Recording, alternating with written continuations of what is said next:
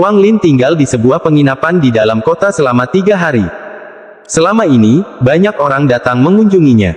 Dia membuang sikap acuh tak acuhnya yang biasa dan mengenal banyak orang.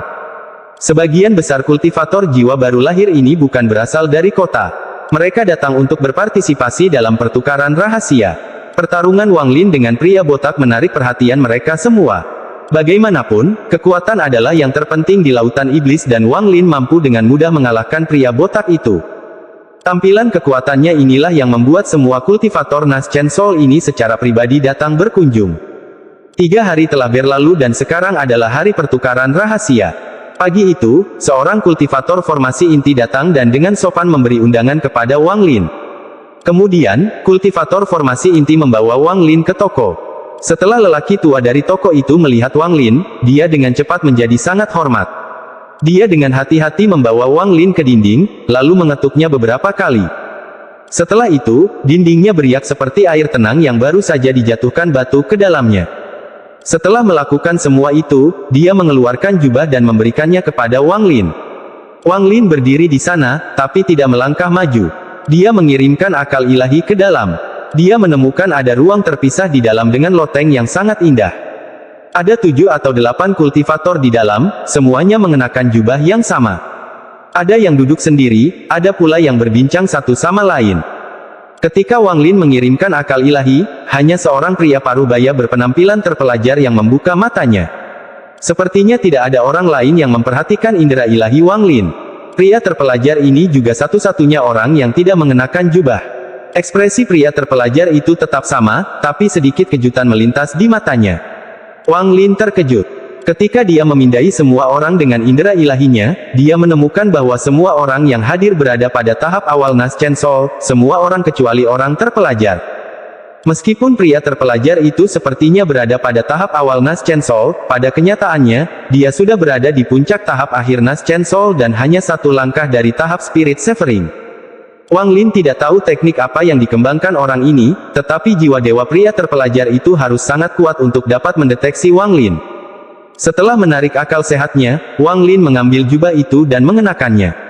Lalu, tanpa sepatah kata pun, dia berjalan ke dinding. Ketika dia muncul di dalam area baru, dia menemukan meja untuk diduduki sendiri dan menutup matanya.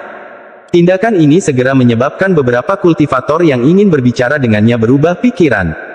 Meskipun mata Wang Lin tertutup, indera ilahinya terus memantau pria terpelajar itu. Sejak dia masuk ke ruangan, pria terpelajar itu terus-menerus menatapnya. Setelah beberapa saat, beberapa kultivator datang. Mereka semua mengenakan salah satu jubah itu untuk menyembunyikan wajah mereka dan bahkan ada yang dikelilingi kabut hitam. Setelah melihat ini, Wang Lin menyadari bahwa orang-orang ini tidak ingin ada yang mengenali mereka. Jika mereka mengungkapkan siapa mereka, maka ketika mereka memamerkan harta mereka, itu akan menimbulkan banyak masalah bagi mereka. Namun, banyak kultivator di sini tidak menyembunyikan wajah mereka. Tampaknya mereka percaya diri dan tidak takut mengungkapkan identitas mereka. Namun Wang Lin masih memiliki keraguan dalam pikirannya. Bagaimana bisa ada begitu banyak kultivator Nas Chen Soul berkumpul di sini, di toko kecil di kota Lianmo ini? Dia diam-diam melihat sekeliling dan melihat lebih dari 30 meja di sekitarnya. Mungkinkah ada lebih dari 30 kultivator Nas Chen Soul yang berpartisipasi dalam pertukaran rahasia ini? Meskipun dia memiliki keraguan di dalam hatinya, ekspresinya benar-benar tenang. Wang Lin menunggu lebih lama. Setelah beberapa waktu berlalu dan tidak ada lagi kultivator yang datang, seorang lelaki tua yang duduk di depan bangkit. Dia terbatuk sekali dan berkata, pertukaran rahasia ini diselenggarakan di 3 kota, jadi jumlah orangnya lebih banyak dari biasanya, tapi karena semua orang di sini mencari sesuatu, saya yakin Anda akan menemukan apa yang Anda butuhkan. Aku pergi dulu. Dengan itu, dia mengeluarkan tas berisi dan membuang beberapa inti dan harta sihir. Harta karun tersebut melepaskan kekuatan spiritual dalam jumlah besar, menunjukkan betapa kuatnya mereka. Dia perlahan berkata, inti ini berasal dari makhluk roh kualitas menengah. Seperti yang Anda semua tahu, binatang buas ini setara dengan para kultivator Nas Chen Soul tahap akhir dalam hal kekuatan.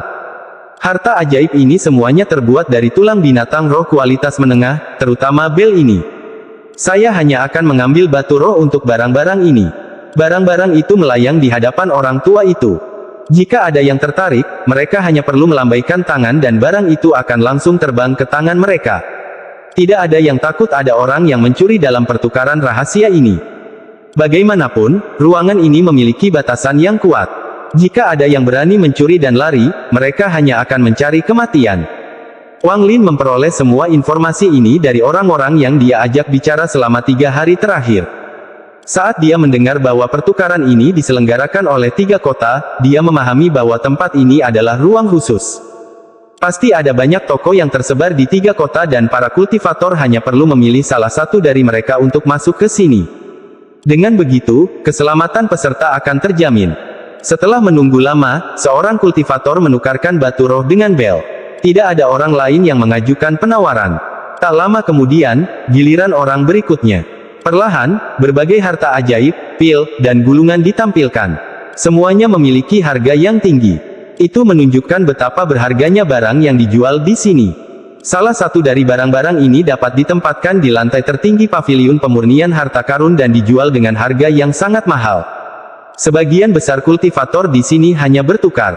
Hal yang paling mereka sukai adalah pil dan bahan harta karun. Tentu saja, jika ada pil dan harta karun yang lengkap, itu juga bagus. Setelah itu adalah batu roh. Jika itu terjadi sebelum kabut yang mengelilingi lautan iblis menghilang, maka batu roh tidak akan banyak berguna.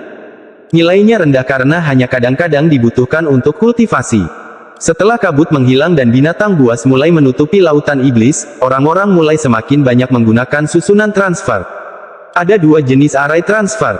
Salah satunya adalah susunan transfer kuno, yang dibuat oleh para kultivator kuno. Hanya tersisa sedikit dan banyak yang rusak, sehingga sangat sedikit yang bisa digunakan. Bergantung pada jumlah batu roh yang digunakan, mereka dapat menteleportasi seseorang setidaknya sejauh 1 juta kilometer. Namun, untuk menggunakannya, Anda harus menggunakan batu roh berkualitas tinggi, sehingga tidak ada seorang pun di lautan iblis yang bisa menggunakannya. Bagaimanapun, batu roh kualitas terbaik hampir punah. Bahkan jika seseorang memilikinya, sangat sedikit orang yang mau menggunakannya pada arai transfer. Tipe lainnya adalah arai transfer normal. Ini jauh lebih sederhana. Harganya berkisar dari 10 batu roh kualitas rendah hingga kurang dari 100 batu roh kualitas menengah. Paling banyak, mereka bisa berteleportasi beberapa ratus kilometer. Karena sangat hemat biaya, ini adalah metode perjalanan yang disukai para kultivator. Namun sebagai hasilnya, konsumsi batu roh meningkat dan nilainya pun meningkat. Setelah beberapa kali pertukaran, kini giliran seorang kultivator yang mengenakan jas hujan. Kepalanya menunduk saat dia berkata, dengan suara serak, "Saya tidak punya banyak barang untuk dijual, hanya beberapa teks kuno. Jika ada rekan kultivator yang tertarik, Anda dapat menukarkannya, namun karena sifat dari teks ini, saya tidak dapat mengizinkan Anda untuk melihat lebih dekat." Dengan itu, dia menamparkan tasnya dan 7 atau 8 keping batu giok terbang keluar. Warna batu giok ini semuanya sangat pudar dan beberapa di antaranya bahkan retak. Mereka masing-masing mengeluarkan aura kuno, menunjukkan berapa umur mereka. Di sekeliling batu giok ini ada perisai lampu hijau. Jelas sekali, ini adalah teknik yang digunakan untuk mencegah orang memeriksa bagian dalamnya. Ini adalah katalog binatang purba. Ini adalah teks rahasia dunia kultivator kuno. Ini adalah resep produksi arai transfer kuno. Ini. Saya hanya akan mengambil inti dari makhluk roh kualitas menengah. 5 inti untuk salah satunya. Dengan itu, dia menunggu orang-orang menanyakan teks tersebut. Semua orang di ruangan itu mengerutkan kening. Bahkan 5 dari batu giok itu untuk 1 inti monster kualitas menengah tidak terlalu berharga, bagaimana mungkin yang sebaliknya terjadi? Kenyataannya, pria berjas hujan juga menghela nafas. Dia juga tidak punya apa-apa untuk dijual selain batu giok ini. Dia menemukannya di gua seorang kultivator kuno. Kultivator kuno sangat miskin dan hanya memiliki batu giok ini. Pertama kali pria itu mencoba menjualnya, dia tidak mematok harga terlalu tinggi, tetapi setelah diabaikan dalam banyak pertukaran, dia memutuskan untuk memilih harga yang sangat tinggi. Dia berpikir bahwa barang-barang ini tidak berguna bagi kebanyakan orang dan bagi seseorang yang benar-benar menginginkannya, mereka akan membelinya berapapun harganya. Faktanya, tebakannya benar. Saat Wang Lin mendengar tentang batu giok produksi transfer arai kuno, jantungnya mulai berdebar kencang. Dia tidak pernah berpikir bahwa dia akan menemukan batu giok tentang susunan transfer kuno yang telah dia cari dengan susah payah di sini. Tanpa sepatah kata pun, dia melambaikan tangan kanannya dan memecahkan perisai di sekitar batu giok yang berisi informasi tentang susunan transfer kuno dan mengambilnya. Pria berjas hujan itu terkejut dan wajahnya tiba-tiba menjadi jelek. Dia tahu lampu hijau itu tidak kuat, tapi mematahkannya dengan mudah bukanlah sesuatu yang bisa dia lakukan. Dia percaya bahwa bahkan para kultivator Naschen Soul tahap menengah pun tidak dapat memecahkannya dengan mudah, yang berarti bahwa satu-satunya penjelasan adalah bahwa orang ini adalah seorang kultivator Naschen Soul tahap akhir. Setelah mengambil batu giok itu, Wang Lin memindainya dengan akal ilahi dan menyimpannya. Pada saat yang sama, dia mengeluarkan 5 inti makhluk roh kualitas menengah. Pria yang mengenakan jas hujan dengan cepat menangkap inti tersebut dan menghela nafas. Dia tidak mempermasalahkan soal pelanggaran lampu hijau. Setelah menunggu beberapa saat dan melihat tidak ada orang lain yang tertarik, dia menyingkirkan potongan batu giok itu. Saat Wang Lin bertindak, 3 kultivator lainnya mulai memberikan perhatian ekstra padanya. Salah satunya adalah orang terpelajar. 2 lainnya mengenakan mantel. Mata mereka berbinar ketika mereka mengangkat kepala. Setelah hening beberapa saat, seorang kultivator lain berjalan untuk menyajikan barang-barangnya. Segera, giliran Wang Lin. Pada saat ini, semua orang terdiam dan menoleh untuk melihat Wang Lin. Tindakan Wang Lin mengungkapkan bahwa kultivasinya tidak sederhana. Para kultivator ini sangat ingin tahu tentang apa yang akan dijual Wang Lin. Setelah merenung sedikit, Wang Lin menamparkan tasnya. Beberapa inti makhluk roh kualitas menengah dan beberapa harta yang tidak pernah dia gunakan terbang keluar. Melihat Wang Lin hanya mengeluarkan beberapa barang yang sangat umum, mereka menjadi sangat kecewa. Namun, ekspresi mereka tetap sama. Bagaimanapun, masing-masing dari mereka telah mencapai tahap Naschen Soul. Setelah lama berkultivasi, mereka sangat terampil menyembunyikan ekspresi mereka. Wang Lin perlahan berkata, "Saya ingin menukar peta planet Suzaku. Semakin lengkap, semakin baik." Saat kata-kata itu keluar, ekspresi semua kultivator menjadi aneh. Setelah sekian lama, salah satu dari mereka berkata, "Rekan kultivator, hanya dengan benda-benda ini, akan sangat sulit untuk menukar peta. Saya khawatir Anda bahkan tidak akan bisa menukar peta Laut Iblis saja." Wang Lin dengan tenang berkata, "Oh, lalu apa yang saya perlukan untuk menukar peta?" Pria terpelajar itu tersenyum hangat dan berkata, "Rekan kultivator pasti baru mengenal Lautan Iblis, jadi saya akan menjelaskannya. Bukan hanya Lautan Iblis, tetapi untuk negara kultivasi manapun, peta sangatlah penting. Lagi pula, planet Suzaku terlalu besar. Jika Anda tidak memiliki peta, Anda tidak akan tahu kemana harus pergi. Adapun Lautan Iblis, itu bahkan lebih penting. Salinan peta Lautan Iblis akan berharga 100.000 batu roh berkualitas tinggi dan tidak seorang pun akan mengambil batu roh kualitas rendah atau menengah. Hanya dengan harta sesama kultivator, itu tidak cukup. Mengenai peta planet Suzaku, itu bukanlah sesuatu yang dapat dimiliki oleh siapapun. Jika rekan kultivator menginginkannya, saya memiliki peta Lautan Iblis. Namun, ini hanya kualitas rendah dengan banyak area yang belum dijelajahi." Wang Lin merenung sedikit dan bertanya, "Apakah rekan kultivator memiliki peta wilayah umum yang luas dari negara-negara di sekitar Laut Iblis?" Pria terpelajar itu dengan hati-hati tersenyum sambil menggelengkan kepalanya dan berkata, "Saya tidak memiliki peta semacam itu." Seorang kultivator berjubah yang duduk di sudut tiba-tiba berkata, "Saya punya." Ini adalah salah satu kultivator yang matanya bersinar ketika Wang Lin bertindak sebelumnya. Tatapan Wang Lin tertuju pada orang itu. Kultivator berjubah perlahan berkata, "Peta Laut Iblis berkualitas tinggi dengan 4 benua di sekitarnya, termasuk 148 negara. Berapa harga yang ingin Anda tawarkan?" Saat kata-kata itu keluar, semua kultivator berbalik dan mata mereka berbinar. Peta berkualitas tinggi sudah sangat langka, tapi peta ini bahkan mencakup 4 benua dan 148 negara di sekitarnya. Itu hampir seperempat dari planet Suzaku. Harga peta itu akan sangat tinggi. Wang Lin merenung sedikit. Saat ini, ia memiliki 2 peta. Salah satunya adalah yang dia dapatkan dari Qiu Siping dan yang lainnya adalah yang dia dapatkan dari kuil Dewa Pertempuran. Peta dari kuil Dewa Pertempuran hanya berisi informasi detail tentang negara dan sekitarnya hingga laut terluar Laut Iblis.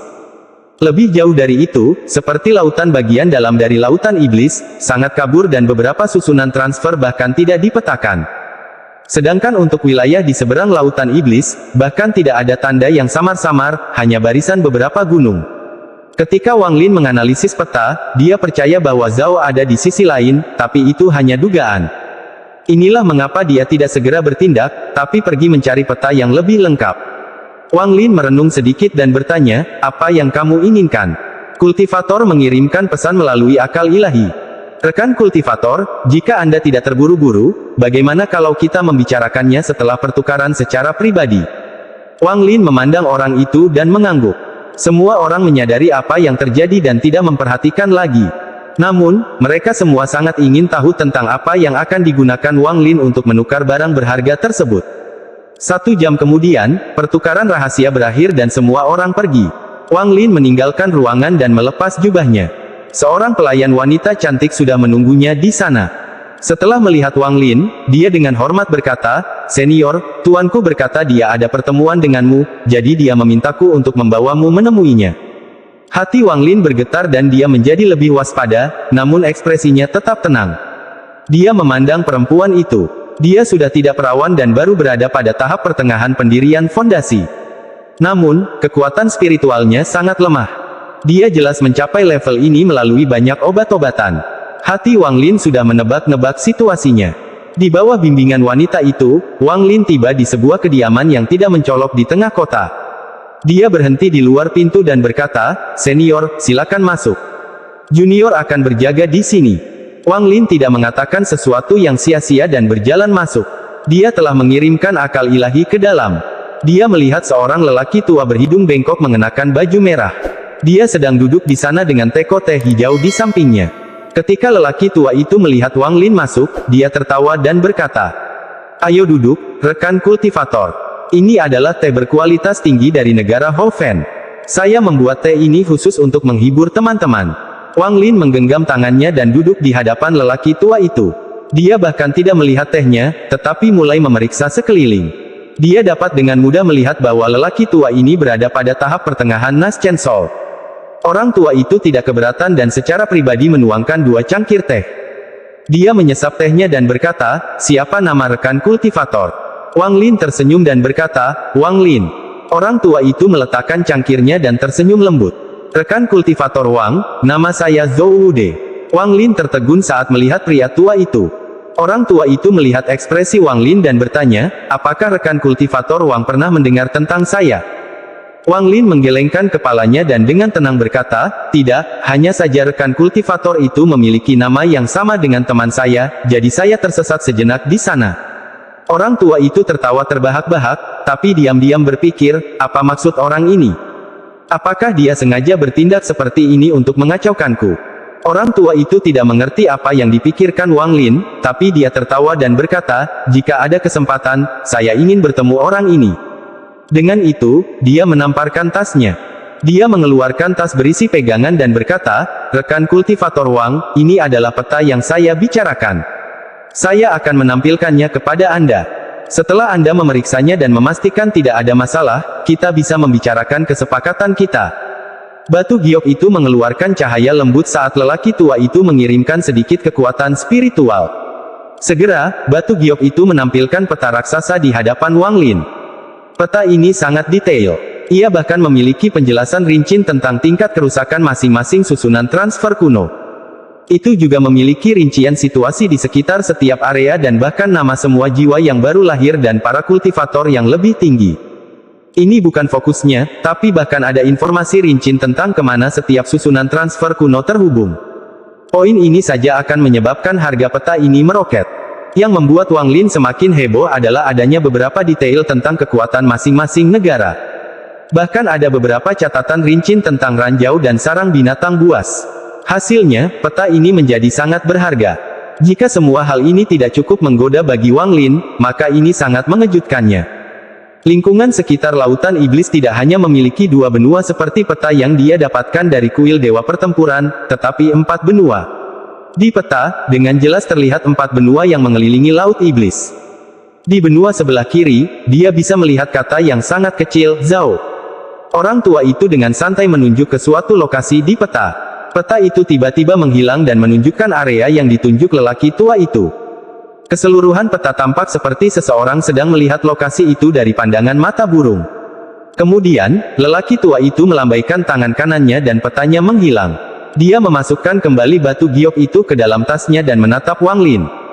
Tatapan Wang Lin tenang saat dia melihat pria tua itu. Dia sudah memiliki keinginan untuk membunuh orang ini. Selama dia membunuhnya, dia bisa mendapatkan batu giok itu dan segera kembali ke negara Zhao.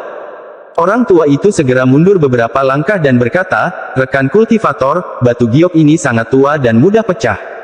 Untuk mencegahnya rusak, saya telah menghubungkannya dengan akal sehat saya." Tatapan Wang Lin tenang saat dia perlahan berkata, "Apa yang kamu inginkan?"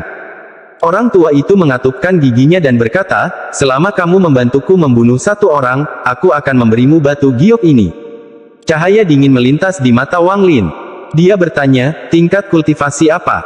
Orang tua itu dengan cepat berkata, "Tahap akhir Nas Chen Soul, setengah langkah menuju Spirit Severing."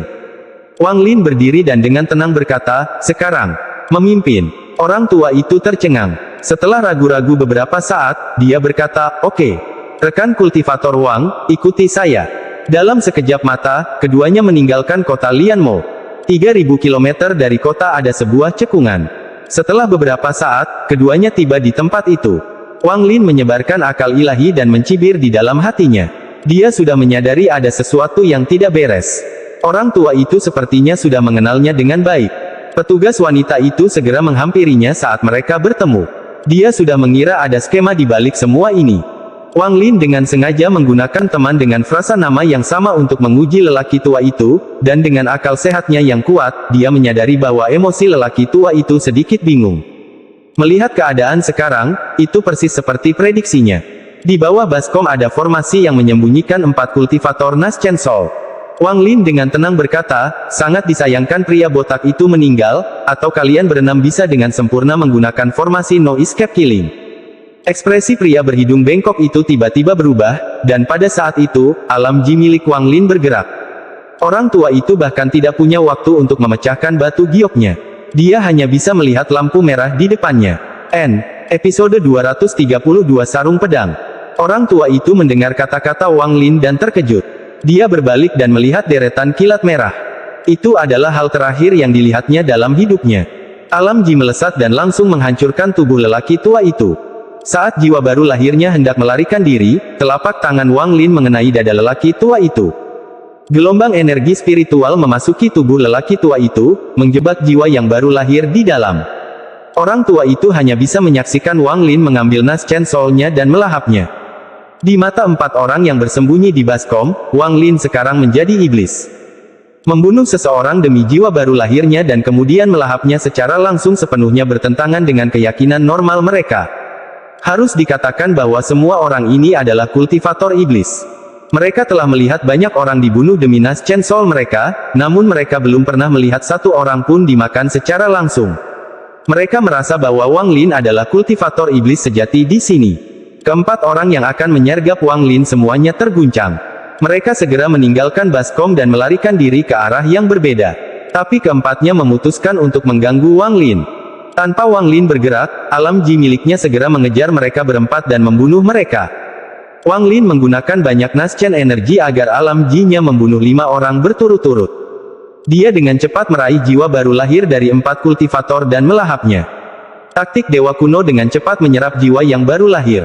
Wang Lin mampu mengisi kembali semua Nas Chen energi yang terpakai dan bahkan sedikit meningkatkan level kultivasinya.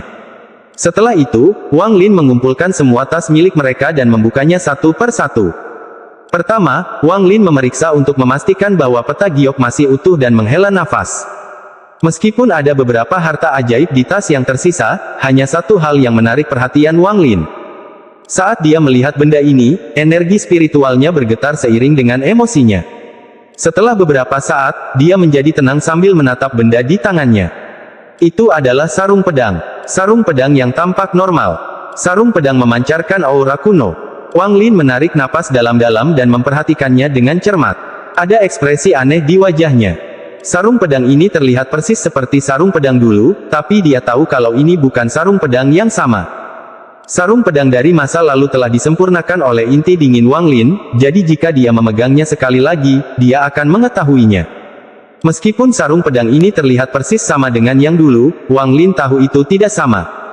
Hal lain yang membuatnya yakin bahwa itu tidak sama adalah karena Wang Lin telah menggunakan sarung pedang itu berkali-kali, dia tahu ada ukiran aneh di tengah sarungnya. Meskipun sarung ini juga memiliki ukiran yang aneh, namun sarungnya tidak sama. Setelah merenung sebentar, Wang Lin menamparkan tas pegangannya dan mengeluarkan pedang terbang biasa dan perlahan memasukkannya ke dalam sarungnya. Ketika pedang itu masuk pada 3/5 jaraknya, dia merasakan tekanan kuat yang mencegah pedangnya masuk lebih jauh. Mata Wang Lin berbinar. Dia menggunakan kekuatan spiritual dan mendorong pedangnya ke bawah sebanyak. Ekspresi Wang Lin berubah saat dia merasakan niat membunuh yang luar biasa datang dari sarungnya. Hampir tanpa ragu-ragu, dia menjatuhkan pedang dan sarungnya. Pedang itu didorong keluar dan hancur berkeping-keping. Setelah itu ada niat membunuh dalam jumlah besar dari sarung pedang. Pada saat itu, langit tiba-tiba menjadi gelap dan jurang dalam yang membentang ratusan meter muncul di cekungan di bawah Wang Lin. Kulit kepala Wang Lin terasa mati rasa. Dia melihat sarungnya dan menarik napas dalam-dalam. Kemudian, dia dengan hati-hati menyimpan sarung pedang itu ke dalam tas pegangannya dan tidak berani menyentuhnya lagi. Dengan tingkat kultivasinya saat ini, dia dapat dengan mudah melihat bahwa sejumlah besar niat membunuh tersegel di dalam sarung pedang. Ketika dia memaksakan pedangnya masuk, pedang itu melepaskan sedikit, tapi bagian itu saja sudah begitu kuat sehingga Wang Lin bahkan tidak bisa membayangkan kekuatan apa yang dimiliki sarungnya. Sebagai hasilnya, dia semakin yakin bahwa sarungnya tidak sama dengan yang dulu. Sarungnya saat itu memiliki kemampuan untuk meningkatkan kekuatan pedang terbang. Perbedaan peningkatan kekuatan dari 1/5 masuk ke 3/5 masuk sangatlah besar. Setelah merenung sejenak, Wang Lin menjadi penasaran dengan sarung pedangnya. Dia merasa ada lebih dari 2 sarung pedang ini. Di dalam gunung berapi di negara Houfen. Gunung berapi tersebut telah diubah dari gunung berapi aktif menjadi gunung mati oleh para kultivator. Itu tidak lagi mengandung lava. Di dalamnya ada banyak ruangan besar dan kecil, dan di dalam setiap ruangan ada seorang kultivator. Orang-orang ini adalah orang-orang yang selamat dari kehancuran negara Houfen. Saat itu, Houfen diserang oleh Xuanwu bersama beberapa negara lainnya. 4 sekte besar diusir dan pada saat itulah Li Muwan terpaksa meninggalkan rumahnya. Di bawah gunung berapi ini, ada sebuah bangunan lengkap. Ini adalah kuil pertempuran dewa. Butuh beberapa kultivator Nas Chen Sol untuk memindahkan ini ketika mereka diserang. Kuil itu berisi sisa-sisa nenek moyang kuil dewa pertempuran yang tak terhitung jumlahnya dan banyak teknik mereka. Pada saat ini, di antara banyak ruang kristal, ada satu yang bersinar. Segera, tangan yang layu terangkat dan tubuh yang layu keluar dari ruangan. Setelah dia keluar, dia menekan tanah dengan tangan kanannya. Tiba-tiba, energi hijau berkumpul dari seluruh kuil dan memasuki tubuhnya. Perlahan, tubuhnya mulai menumbuhkan kembali otot dan kulitnya. Tak lama kemudian, seorang pemuda yang memancarkan suasana menakutkan muncul. Orang ini terlihat sangat tampan, tetapi juga memiliki sedikit sifat jahat. Matanya menampakkan cahaya kuno saat dia perlahan menjadi sadar. Dia merenung sejenak dan bergumam, 3000 tahun penyembuhan dan saya akhirnya membiarkan kultivasi saya pulih hingga 30%. Dia membentuk kepalan dengan tangan kanannya. Dia mengerutkan kening dan berkata pada dirinya sendiri, hampir sama dengan transformasi jiwa. Meski tidak cukup, dengan bantuan piringan bintang, itu sudah cukup untuk melarikan diri dari planet ini. Pemulihan saya akan berjalan jauh lebih cepat jika saya kembali ke planet asal saya.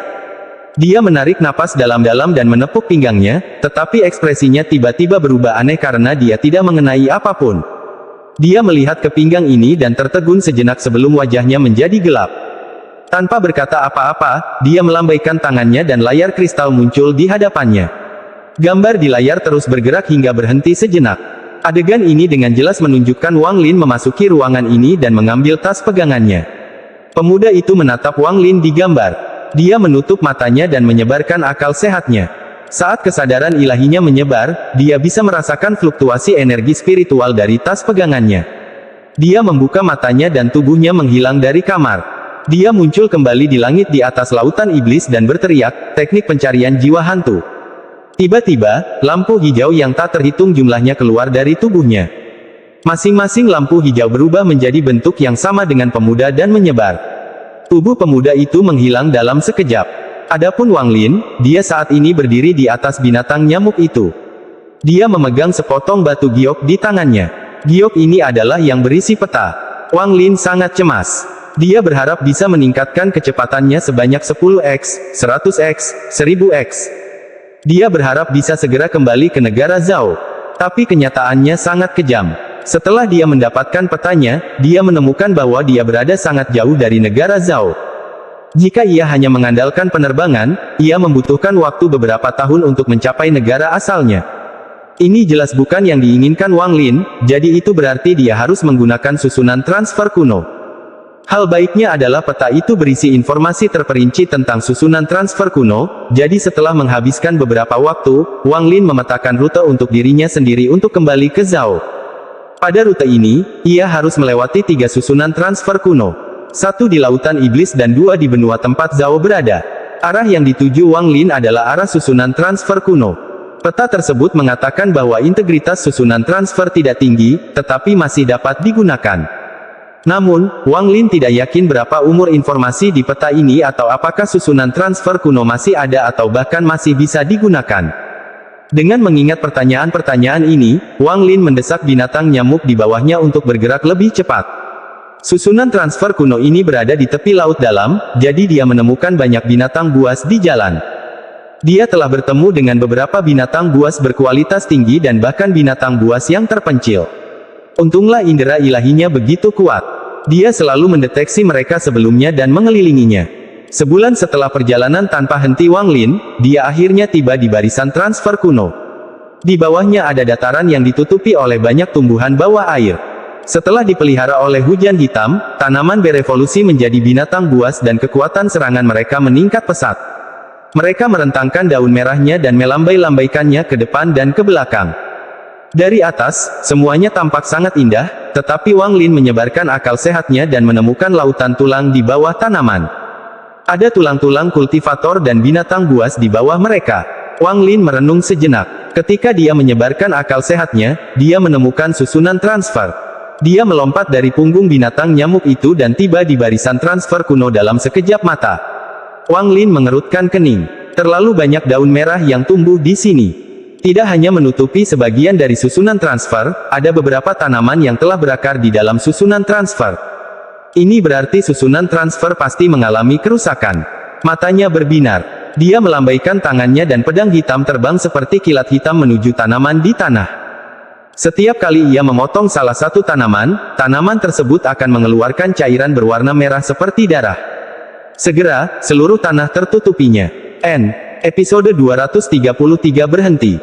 Sepotong aura berbahaya datang dari tanah seiring dengan semakin banyaknya tanaman yang tumbuh dari cairan tersebut. Kali ini tanamannya lebih besar dan lebih berwarna. Hati Wang Lin tenggelam. Dia melambaikan tangannya dan pedang terbang itu kembali. Namun, pedang terbang itu sekarang sangat redup. Kelihatannya sangat menguras tenaga. Kedua tangan Wang Lin membentuk segel. Tiba-tiba, hembusan angin muncul di sekitar pedang, mengeluarkan cairan yang menempel di sana. Setelah semua cairannya hilang, pedang itu kembali ke keadaan normal. Setelah melihatnya, Wang Lin menyingkirkan pedang terbang itu. Menatap lautan tanaman yang tak berujung, dia menamparkan tasnya dan mengeluarkan bendera larangan. Dia menjabat tangannya dan bendera pembatasan segera menjadi besar dan mulai menutupi tanah. 99 pembatasan membentuk 99 naga. Naga-naga itu dengan gila-gilaan mengitari batasan kuno. Setiap kali naga mengitari batasan tersebut, tanaman merah yang tak terhitung jumlahnya akan mati dan memuntahkan cairan merah dalam jumlah tak terbatas. Tangan Wang Lin dengan cepat mengirimkan beberapa segel dan dia berteriak, "Buka!" Tiba-tiba, lautan cairan merah terbelah di tengahnya, seolah ada tangan raksasa yang mendorongnya hingga terpisah. Cairan merah bergerak ke samping, memperlihatkan susunan transfer kuno. Wang Lin tidak lagi ragu-ragu saat dia mendarat dan mencatat susunan transfer kuno ke sepotong batu giok. Dia terbang kembali ke udara dan melambaikan tangannya untuk memulihkan bendera pembatasan. Setelah bendera pembatasan kembali ke Wang Lin, cairan merah menutupi susunan transfer sekali lagi. Satu demi satu, tanaman yang lebih besar mulai menutupi area tersebut. Tinggi badan mereka sudah mencapai belasan kaki, 3 kali lebih tinggi dari sebelumnya. Wang Lin melayang di udara dan melihat batu giok itu dengan ekspresi serius. Setelah sekian lama, dia mengungkapkan ekspresi merenung dan pergi tanpa berkata apa-apa. Selama sebulan yang dibutuhkan Wang Lin untuk sampai ke sini, dia mulai mempelajari manual konstruksi susunan transfer kuno yang dia dapatkan untuk 5 inti binatang kualitas menengah. Meskipun konsep susunan transfer kuno rumit, Wang Lin sudah memiliki pengetahuan yang baik tentang formasi dan susunan transfer. Ditambah fakta bahwa dia hanya ingin memperbaiki dan bukan membangun, dia bisa mendapatkan beberapa wawasan tentang hal itu. Namun, hanya dengan pengetahuannya saja, dia tidak tahu apakah dia bisa melakukannya, tapi jika dia harus menemukan seseorang di lautan iblis yang berspesialisasi dalam susunan transfer kuno, itu akan sangat sulit, kecuali Raja Iblis 6 keinginan hidup kembali. Wang Lin mencari selama 7 hari sesuai dengan deskripsi di peta sebelum akhirnya menemukan susunan transfer kuno lainnya. Tempat itu dipenuhi dengan binatang buas, tetapi binatang nyamuk itu dengan cepat mengusir mereka semua. Yang paling mengejutkan Wang Lin adalah susunan transfer ini benar-benar utuh. Setelah mempelajarinya sebentar, matanya tertuju pada bagian dari susunan transfer. Bagian ini jelas berbeda dengan bagian lainnya. Wang Lin tercengang. Dia menyadari bahwa bagian ini kemudian ditambahkan oleh seseorang yang telah memperbaiki susunan transfer kuno ini. Wang Lin merenung sedikit. Dia tidak tahu mengapa seseorang ingin memperbaiki susunan transfer ini. Mungkinkah mereka juga ingin pindah ke benua lain seperti dia? Sesaat kemudian, Wang Lin menghapus beberapa bagian dari susunan transfer. Dia sedikit ragu-ragu dan menghancurkan sebagian dari susunannya sebelum meninggalkan punggung binatang nyamuk itu. Wang Lin telah membongkar 3 susunan transfer, tapi ini membuatnya merasa seperti ada batu berat yang membebani hatinya. Dari 3 susunan transfer yang dia kunjungi, 2 di antaranya masih utuh dan keduanya menunjukkan tanda-tanda sedang diperbaiki oleh seseorang. Jika hanya 1 array transfer yang diperbaiki, itu tidak akan menjadi masalah besar, tetapi beberapa array transfer diperbaiki, artinya ada sesuatu yang terjadi. Wang Lin memiliki firasat samar bahwa sesuatu yang besar akan terjadi di lautan iblis. Agaknya, alasan susunan transfer yang ia perlukan tidak diperbaiki adalah karena tertutup tanaman, tidak dipindahkan ke lokasi yang tepat, atau tidak ditemukan. Setelah mengambil bagian-bagian yang dia butuhkan dari susunan transfer lengkap, dia akan menghancurkannya sepenuhnya. Hanya dengan melakukan itu tekanannya akan berkurang. Ketika Wang Lin akhirnya mengumpulkan cukup bahan dari susunan transfer, tubuhnya tiba-tiba menghilang dari tempatnya. Tepat setelah dia menghilang, sebuah pedang menusuk ke tanah tempat Wang Lin berdiri. Ekspresi Wang Lin muram saat dia muncul di udara, menatap pria berpakaian hitam di kejauhan. Dia selalu menyebarkan kesadaran ilahinya, tetapi dia tidak memperhatikan orang itu sampai mereka berada dalam jarak 100 kaki darinya dan melemparkan pedang itu. Harus dikatakan bahwa indera ilahi Wang Lin sama kuatnya dengan perasaan seorang kultivator pemutusan roh. Jika itu adalah seorang kultivator Naschen Soul biasa, mereka tidak akan menyadari apapun sampai pedang itu menembus tubuh mereka. Jika kultivator ini berada dalam tahap pemutusan roh, maka itu tidak akan menjadi masalah besar, tetapi Wang Lin memeriksanya dan orang ini hanya berada di tahap pertengahan jiwa yang baru lahir. Orang ini pasti memiliki teknik khusus untuk menyembunyikan kehadirannya dari akal ilahi Wang Lin. Mata Wang Lin menunjukkan niat membunuh. Jika dia membiarkan orang seperti ini hidup, maka dia harus hidup dengan perasaan seperti seseorang yang selalu siap menyerangnya kapan saja. Wang Lin memutuskan bahwa dia harus membunuh orang ini bagaimanapun caranya.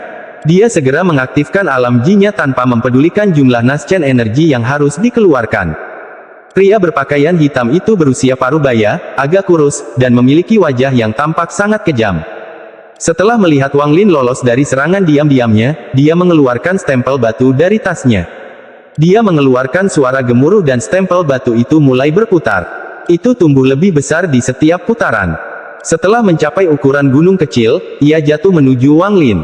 Namun, saat dia mengirimkan stempel batu, wajahnya menjadi pucat saat dia melihat kilat merah di mata Wang Lin dan segera berbalik untuk melarikan diri. Dia bahkan meninggalkan harta ajaibnya untuk melarikan diri. Harta ajaib, tanpa ada yang mengendalikannya, segera menyusut kembali menjadi seukuran telapak tangan dan jatuh ke tanah. Wang Lin mengerutkan kening. Alam ji miliknya melesat dan segera menyusul orang tersebut. Pria itu mengungkapkan ekspresi ngeri. Dia mengatupkan giginya, dan saat alam ji memasuki tubuhnya meledak. Tiba-tiba, kekuatan ledakan diri mengirimkan gelombang kejut ke segala arah. Di tengah ledakan, sebuah celah muncul, dan Naschen Soul yang tampak sangat lemah menghilang ke dalamnya. Alam ji milik Wang Lin dengan cepat mengikutinya ke dalam celah. Setelah beberapa saat, alam Ji muncul kembali dan kembali ke Wang Lin. Ekspresi Wang Lin muram. Meskipun alam Ji miliknya membunuh orang tersebut, dari raut wajah orang tersebut, sepertinya mereka mengetahui tentang alam Ji. Orang tersebut bahkan mengetahui kekuatan yang dimiliki alam Ji, jadi dia rela meledakkan tubuhnya untuk mencoba melarikan diri melalui celah di ruang angkasa. Wang Lin merenung sedikit sebelum segera berbalik dan pergi. Sejak orang tersebut meledak, semua tas miliknya juga hilang, tidak meninggalkan jejak. Setelah beberapa hari, Wang Lin kembali ke susunan transfer yang ditutupi oleh tanaman merah dan memulai perbaikannya. Selama masa pemulihan, bendera pembatasan terus aktif. Ini adalah satu-satunya cara untuk mencegah tanaman merah mengambil alih kembali. Setelah 3 hari restorasi yang cermat, Wang Lin selesai memperbaiki susunannya. Dalam 3 hari, Wang Lin menghabiskan hampir seluruh energinya untuk memperbaiki susunan transfer. Setelah selesai, dia duduk bersila untuk memulihkan energi spiritualnya yang hilang. Setelah dia pulih sepenuhnya, dia menempatkan batu roh kualitas terbaik ke dalam soket susunan transfer. Setelah menunggu lama, tidak ada reaksi. Wang Lin terkejut. Dia mengganti batu roh kualitas terbaik dengan yang lain. Namun, bahkan setelah mengganti batu roh, tetap tidak ada reaksi. Hati Wang Lin tenggelam. Setelah merenung sebentar, dia meletakkan tangannya di atas stop kontak. Dia mengatupkan giginya dan mengirimkan kekuatan spiritual dari tubuhnya ke dalam susunan transfer. Saat energi spiritualnya memasuki susunan transfer, secara bertahap mulai terbangun. Namun, agak terlalu ambisius untuk mencoba membuka susunan transfer kuno hanya dengan kekuatan spiritual dari seorang kultivator jiwa yang baru lahir. Tak lama kemudian, Wang Lin mulai merasakan energi spiritual di tubuhnya hampir habis. Dia segera mengeluarkan botol giok dan membuang isinya ke dalam mulutnya untuk menjaga energi spiritualnya tetap tinggi. Setelah sekian lama, Wang Lin menarik energi spiritualnya dan mulai berkultivasi. Setelah memulihkan seluruh energi spiritualnya, dia berjalan ke sudut timur laut dari susunan transfer. Sebelumnya, ketika Wang Lin mengirimkan energi spiritualnya ke dalam susunan transfer, dia tidak mencoba mengaktifkannya, tetapi memeriksa apakah ada yang salah dengannya. Ketika kekuatan spiritualnya mencapai sudut timur laut, dia merasakan sejumlah besar kekuatan spiritual menghilang di sana. Dia mengerti apa masalahnya. Dia mengambil bagian dari susunan transfer itu, melompat ke udara, dan mengambil bendera pembatas. Arai transfer di dekatnya telah dibongkar menjadi beberapa bagian olehnya, jadi dia harus mencari lebih luas lagi untuk arai transfer yang lebih kuno. Wang Lin dengan cepat menyerbu ke arah susunan transfer kuno yang berjarak sekitar 8 hari lagi. Pada hari keempat, dia melewati susunan transfer yang telah dia bongkar sebelumnya. Dia tidak terlalu memperhatikannya, tapi saat dia hendak pergi, susunan transfer itu tiba-tiba menyala. Wang Lin berhenti dan matanya berbinar saat dia melihat susunannya. Namun, karena kerusakan parah yang terjadi pada susunan transfer, cahayanya perlahan memudar. Wang Lin tidak menarik pandangannya sampai cahayanya benar-benar memudar. Jelas bahwa alasan susunan transfer menyala adalah karena di suatu tempat yang jauh, seseorang mengaktifkan susunan transfer untuk berteleportasi ke sini. Namun, karena kerusakan parah yang ditimbulkan oleh arai transfer tersebut tidak dapat diaktifkan. Perasaan bahaya di hati Wang Lin menjadi semakin kuat. Dia menarik napas dalam-dalam dan menyingkirkannya dari pikirannya. Meskipun Wang Lin tahu apa yang akan terjadi, itu tidak penting saat ini karena dia tidak memiliki kemampuan untuk menghentikannya. Satu-satunya hal yang ada dalam pikirannya saat ini adalah menemukan susunan transfer kuno untuk dibongkar dan memperbaiki bagian yang perlu ia gunakan. Dia menggunakan kecepatan tertingginya dan terbang menuju susunan transfer. Pada hari ke-8, dia tiba di susunan transfer kuno yang ditunjukkan di peta. Sekali melihat, kulit kepala Wang Lin terasa kesemutan. Arai transfer ini juga dalam kondisi sempurna. Dia tidak ragu-ragu, tetapi saat dia hendak membongkar susunan transfer kuno, tiba-tiba itu menyala. Pilar cahaya melonjak ke langit dan sosok orang yang buram muncul di susunan transfer. Niat membunuh yang kuat muncul pada orang-orang itu ketika sosok mereka dengan cepat menjadi lebih solid. Hampir pada saat yang sama susunan transfer menyala, Wang Lin mengambil materi di sudut timur laut. Kekuatan spiritual melonjak di dalam tubuhnya untuk secara paksa melepaskan bagian itu. Saat dia mengeluarkan material itu, raungan marah datang dari salah satu sosok itu. Berhenti. Wang Lin tidak hanya tidak berhenti, tetapi dia bekerja lebih cepat dan mengeluarkan bagian dari susunan itu. Kemudian, dia mengangkat kepalanya dan dengan dingin menatap sosok-sosok itu yang perlahan menghilang bersama cahaya. Jika dia benar-benar berhenti, maka saat sosok itu tiba, mereka akan langsung mencoba membunuhnya. Karena kelompok itu berani menyerang lautan iblis, pasti ada kultivator pemutusan roh di antara mereka. Pada saat itu, hampir semua susunan kuno di lautan iblis menyala secara bersamaan. Tidak semua susunan transfer kuno dijaga oleh pria berpakaian hitam, hanya beberapa lokasi penting. Saat orang-orang ini tiba di lautan iblis, mereka melepaskan niat membunuh yang mengerikan. Sedangkan untuk susunan transfer tempat Wang Lin berada, ada juga seorang pria berpakaian hitam, namun, dia telah dibunuh oleh Wang Lin. Lautan iblis menjadi gempar total. Ketegangan yang menumpuk di udara akhirnya meledak. 4 negara kultivasi bekerja sama untuk menyerang lautan iblis dan mengirim puluhan ribu kultivator melalui susunan transfer kuno. Pertempuran besar telah dimulai di lautan iblis. 999 kota di lautan iblis dengan cepat menjadi medan pertempuran berdarah. Wang Lin sudah menebak apa yang terjadi saat dia melihat susunan transfer kuno telah diperbaiki sepenuhnya dan pria berpakaian hitam menjaganya. Setelah dia melihat angka-angka di susunan transfer, dia bahkan lebih yakin. Wang Lin merasa bahwa dia harus segera meninggalkan lautan iblis. Saat dia terbang, dia menyentuh bahan yang dia butuhkan dan menarik napas dalam-dalam. Beberapa hari kemudian, Wang Lin kembali ke susunan transfer dan mengganti bagian sudut timur laut. Dia memperhatikan laut iblis dengan baik dan menempatkan batu roh berkualitas tinggi ke dalam soketnya. Cincin cahaya muncul.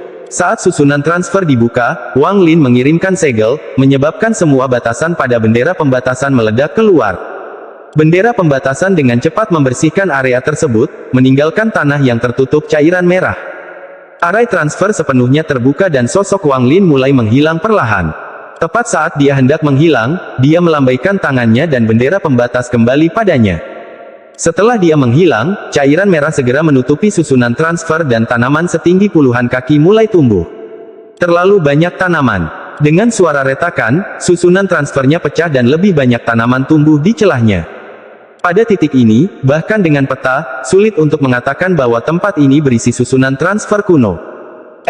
Episode 234 Teng Huayuan. Sehari kemudian, seorang pemuda yang diselimuti aura jahat menatap tanah yang ditutupi tanaman dengan tatapan dingin. Orang ini adalah kultivator yang bergegas ke sini dari Hoven. Jika seseorang mengetahui bahwa orang ini hanya menghabiskan beberapa bulan untuk melakukan perjalanan dari Hoven ke lautan iblis bagian dalam, mereka akan merasa ngeri. Jarak antara Hoven dan lautan iblis sangat jauh. Bahkan Duanmu harus menggunakan susunan transfer kuno. Dia pernah berkata bahwa jika dia ingin terbang, itu akan memakan waktu ratusan tahun dengan tingkat kultivasi pemutusan rohnya. Hasilnya, kecepatan pemuda ini berada pada tingkat yang tidak terbayangkan. Sebenarnya, alasan pemuda ini tiba di sini begitu cepat tidak ada hubungannya dengan tingkat kultivasi transformasi jiwanya. Hal ini terutama disebabkan oleh teknik rahasia keluarganya, teknik pencarian hantu. Teknik ini menggunakan banyak avatar untuk berjalan ke segala arah yang berbeda, kemudian digabungkan kembali dan memberikan semua jarak yang ditempuh setiap avatar ke tubuh utama. Dengan cara ini, kecepatannya akan meningkat ribuan kali lipat dan memungkinkan dia tiba hanya dalam 2 bulan. Tatapan orang ini gelap saat dia menatap tanaman di bawahnya sambil perlahan turun. Semua tanaman tetap tidak bergerak, seolah-olah mati saat dia mendarat. Dia melihat susunan transfer yang rusak. Area transfer rusak berat dan tidak dapat diperbaiki lagi. Ini bisa dianggap sebagai area transfer yang sia-sia. Pemuda itu diam-diam menghela nafas dan bergumam pada dirinya sendiri, tidak banyak orang di planet ini yang bisa membuka tas peganganku. Hanya saja dengan kultivasiku yang tidak stabil saat ini, jika aku tidak segera kembali ke planet asalku, kultivasiku akan semakin turun. Dia sedikit mengerutkan kening dan menghilang. Benua Kong, salah satu dari 6 benua utama di planet Suzaku. Ada banyak negara kultivasi di benua Kong, namun kebanyakan dari mereka adalah kabupaten peringkat 1 atau 2 dengan beberapa peringkat 3 dan sangat sedikit peringkat 4. Bagaimanapun, sumber daya di benua ini terlalu buruk. Di perbatasan benua Kong dan lautan iblis, ada sebuah kota perbatasan kecil. Kota ini tidak terlalu besar. Orang terkuat hanya berada pada tahap formasi inti. Di kota ini, terdapat susunan transfer kuno. Area transfer ini tiba-tiba menyala dan segera, sosok Wang Lin keluar dari sana. Setelah dia muncul, dia segera menyebarkan akal sehatnya dan memeriksa seluruh kota. Saat dia menyebarkan kesadaran ilahi, semua orang di kota merasakan hawa dingin di punggung mereka, tetapi perasaan ini hilang begitu saja. Wang Lin menarik akal sehatnya, lalu menghilang dari tempatnya. Dia bergerak sesuai peta di pikirannya. Begitu dia berada ribuan kilometer jauhnya dari kota, dia menamparkan tasnya dan binatang nyamuk itu muncul di hadapannya. Wang Lin melompat ke punggungnya. Dia mengirimkan pesan kepada binatang nyamuk itu. Ia mengeluarkan suara gemuruh dan menyerang ke depan. Dia bergerak sangat cepat. Tak lama kemudian, Wang Lin merasakan banyak lokasi yang dipenuhi oleh para kultivator yang kuat. Jelas sekali, lokasi-lokasi itu adalah tempat sekte-sekte lokal berada. Wang Lin tidak berhenti, dia dengan cepat melewati negara ini. Setelah 10 hari, dia telah melewati negara kultivasi peringkat 1 dan 2 yang tak terhitung jumlahnya dan tiba di tujuannya, susunan transfer kedua. Melalui susunan transfer ini, dia bisa dengan cepat menutup jarak antara dia dan Zhao. Namun, ketika dia berada 1000 km jauhnya dari susunan transfer, dia perlahan mulai mengerutkan kening. Menurut peta, susunan transfer berada di gunung, tetapi Wang Lin dapat dengan jelas merasakan bahwa banyak sekali bangunan telah dibangun di daerah tersebut. Area tersebut juga dipenuhi dengan energi spiritual. Itu jelas merupakan tempat kultivasi sekarang. Selama pemindaian dengan akal ilahi, dia melihat beberapa pemuda yang sangat bertekad di luar aula utama dengan beberapa murid kondensasi Qi. Jelas sekali bahwa mereka sedang mengadakan upacara penerimaan. Di saat yang sama, di jalan pegunungan, ada beberapa pemuda yang susah payah mendaki gunung. Melihat pemandangan yang familiar di hadapannya, Wang Lin merasakan penyesalan di hatinya. Dia tidak tahu seperti apa sekte Heng Yue saat ini. Meskipun perasaannya terhadap sekte Heng Yue tidak mendalam, namun tetap saja sekte itulah yang membawanya ke dunia kultivasi. Wang Lin mengendarai binatang nyamuk itu menuju sekte tersebut dengan perasaan kompleks di hatinya. Ketika dia berada sekitar 100 km dari sekte tersebut, cahaya putih pendek muncul, mencegahnya memasuki sekte tersebut. Tanpa dia harus melakukan apapun, binatang nyamuk itu mengaum dan menusuk cahaya dengan belalainya yang tajam. Kemudian, binatang itu terhirup dan pilar cahayanya retak dan akhirnya hancur. Akibatnya, ekspresi beberapa kultivator formasi inti yang berada dalam pelatihan tertutup tiba-tiba berubah saat mereka keluar dengan cepat. Mereka menatap Wang Lin dan binatang nyamuk di bawahnya dengan tercengang. Mereka dengan cepat meneriaki para murid untuk menghentikan upacara perekrutan dan segera pergi menunggu kedatangan Wang Lin di depan aula utama. Begitu Wang Lin tiba, ketiga kultivator formasi inti dengan cepat naik dan dengan hormat berkata, "Kami menyapa senior." Mereka bertiga merasa ngeri. Meskipun Wang Lin tidak memancarkan energi spiritual apapun, mereka merasakan tekanan darinya yang menyebabkan hati mereka bergetar. Terutama binatang buas di bawah kaki Wang Lin. Hal itu membuat mereka takut akan terjadi bencana besar yang menimpa mereka. Di antara tiga kultivator formasi inti ada 2 laki-laki dan 1 perempuan. Selain salah satu laki-laki berambut putih, 2 lainnya terlihat masih sangat muda, terutama kultivator perempuan. Dia terlihat sangat cantik dan anggun.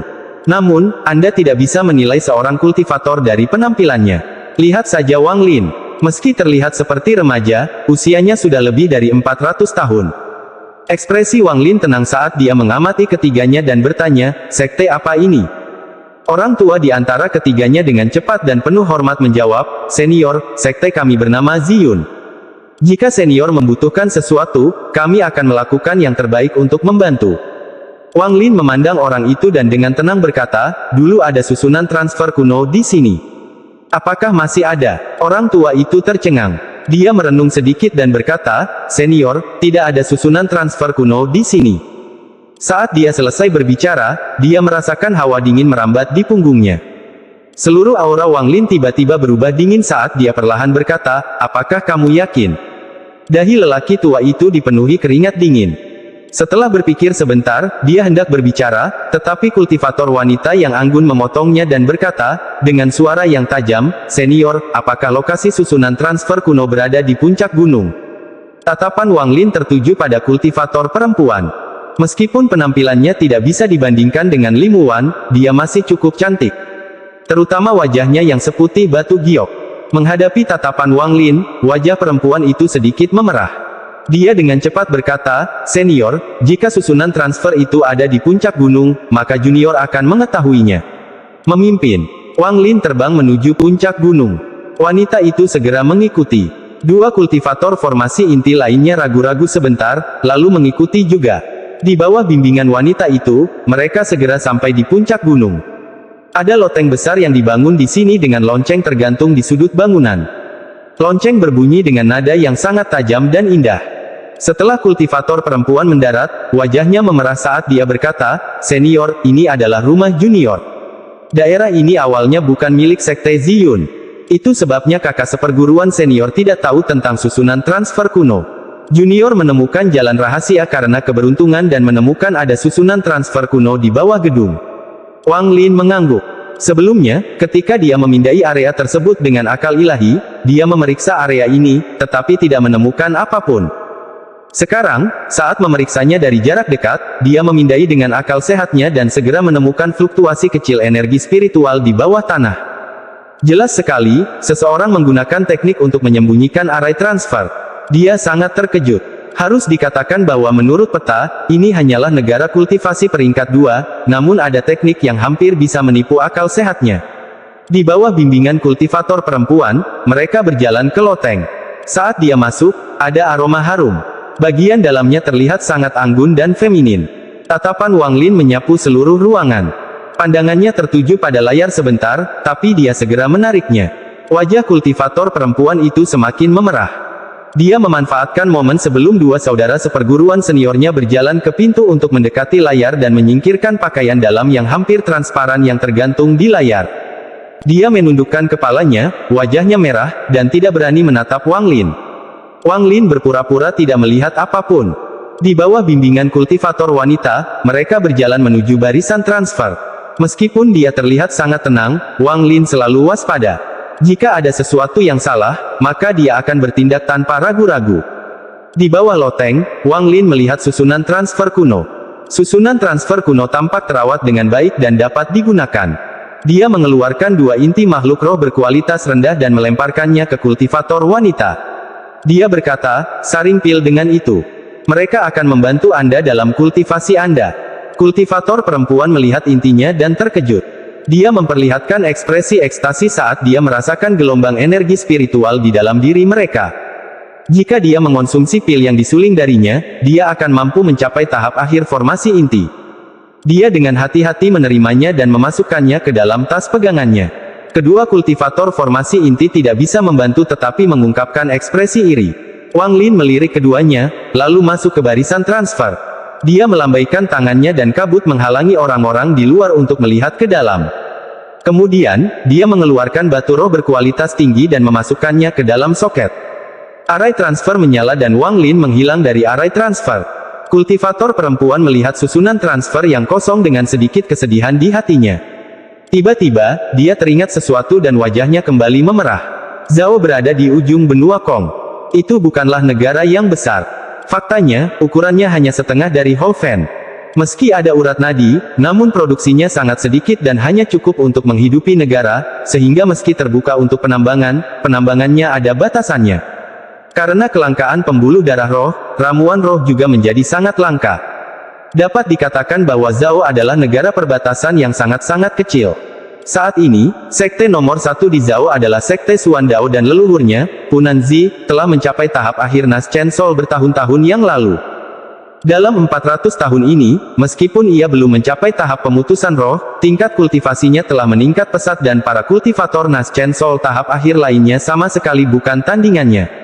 Selain sekte Xuan Dao, sekte ortodoks Zhao, seperti sekte Ethereal, belum berkembang sebaik sebelumnya dan secara bertahap menjadi sekte kelas 2. Di saat yang sama, sekte Nirwana dan sekte Yuan Kui juga mengalami nasib yang sama.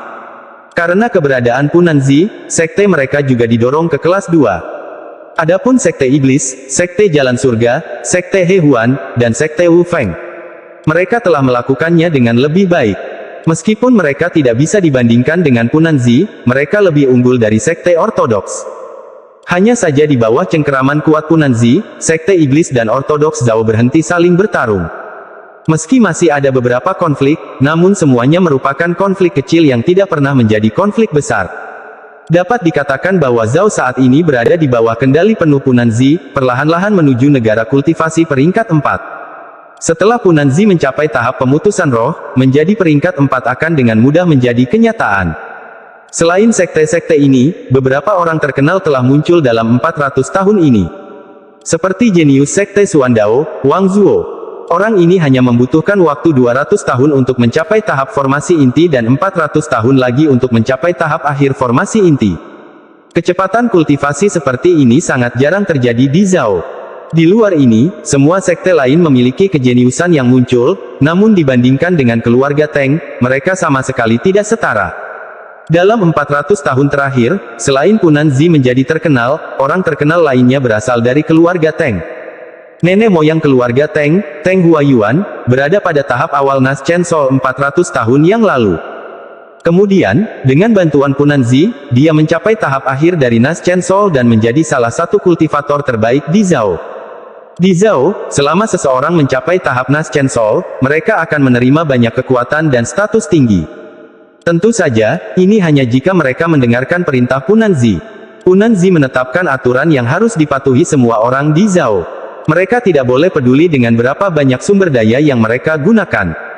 Mereka harus menciptakan satu kultivator pemutusan roh dari kultivator jiwa yang baru lahir untuk menaikkan Zhao ke negara peringkat 4. Dengan meningkatnya tingkat kultivasi Teng Huayuan, status keluarga Teng juga meningkat. Prospek keluarga tersebut meningkat dan memiliki banyak keturunan, menjadikan mereka keluarga kultivasi nomor 1 di Zhao. Keturunan keluarga adalah murid dari hampir setiap sekte dan beberapa dari mereka bahkan memegang posisi yang sangat tinggi di sekte tersebut. Pada saat yang sama, Teng Huayuan menikahkan banyak putri mereka dengan orang-orang jenius untuk memperkuat fondasi keluarga Teng. Wang Zuo menjadi salah satu menantu keluarga Teng. Dapat dikatakan bahwa keluarga Teng telah terintegrasi secara mendalam ke negara Zhao. Bukannya tidak ada yang tahu tentang keluarga Teng, tapi seringkali, Teng Huayuan bahkan tidak perlu bertindak. Mereka yang memiliki gagasan menentang keluarga Teng akan menghilang.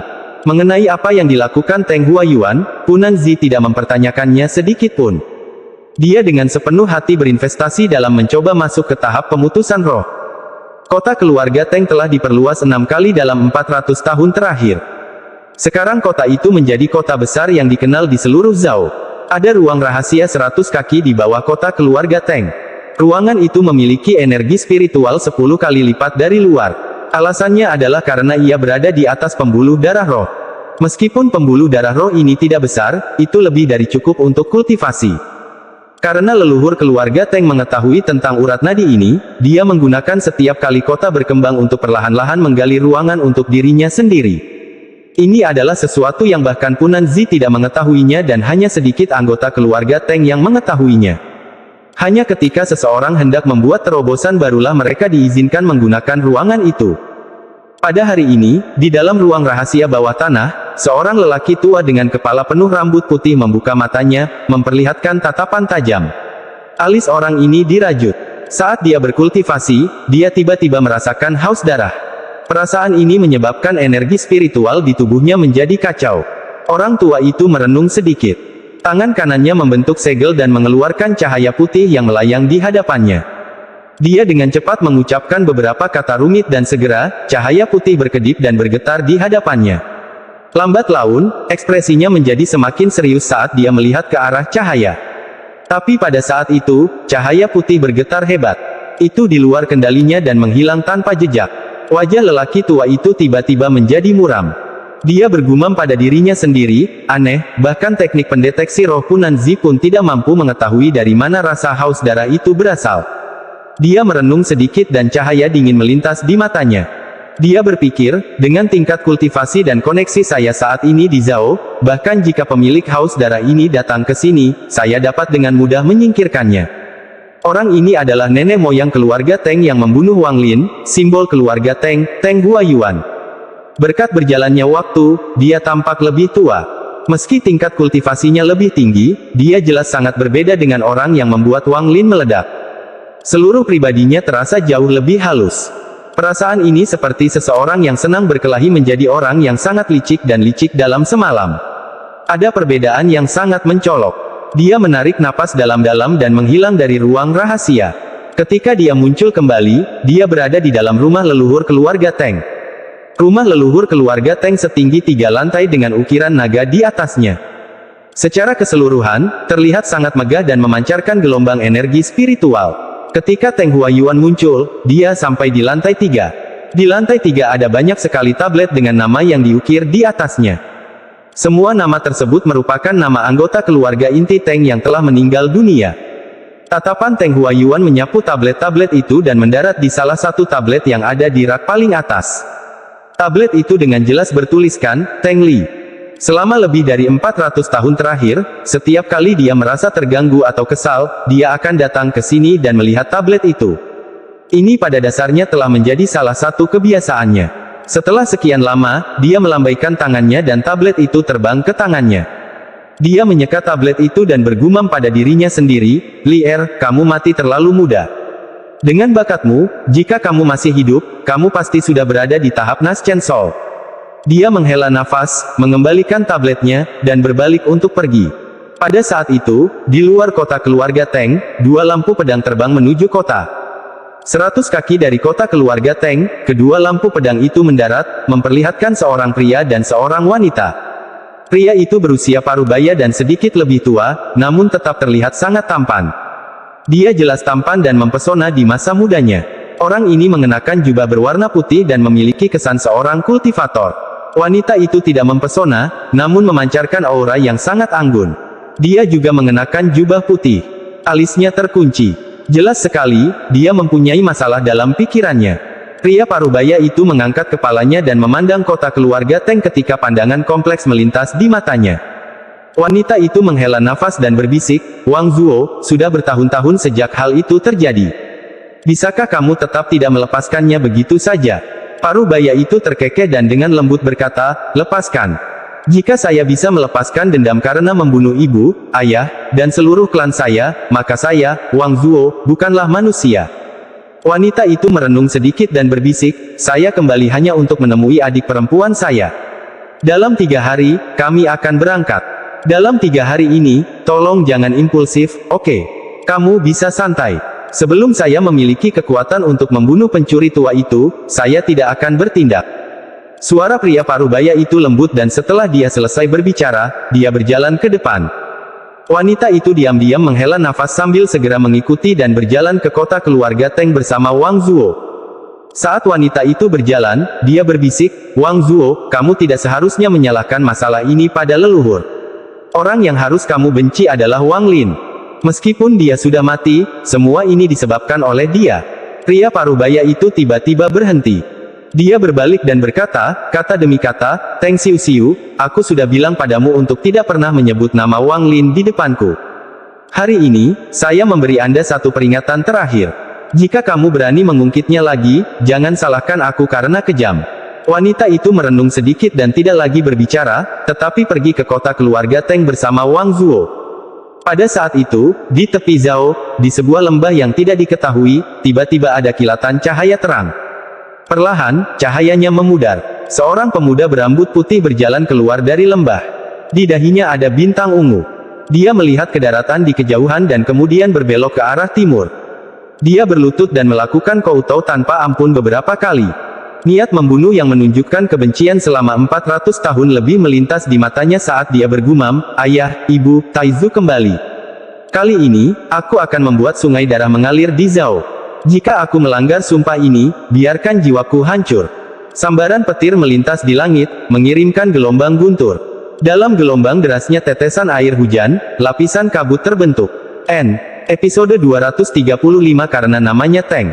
Gunung Hang Yue. Sekte Xuan Dao diselimuti hujan dan kabut dengan sambaran petir yang menyambar disertai deru guntur.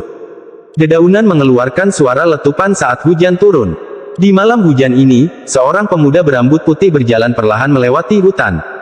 Setiap langkah yang diambilnya di dedaunan yang basah kuyup menimbulkan suara gemerisik. Dari kejauhan, orang ini melihat Sekte Xuan Dao di puncak gunung Hang Yue. Setelah sekian lama, dia menarik pandangannya. Targetnya kali ini adalah sebuah desa kecil yang jaraknya ratusan kilometer. Di tengah malam di desa pegunungan, selain gemuruh guntur, yang terdengar hanya suara hujan yang mengguyur tanah.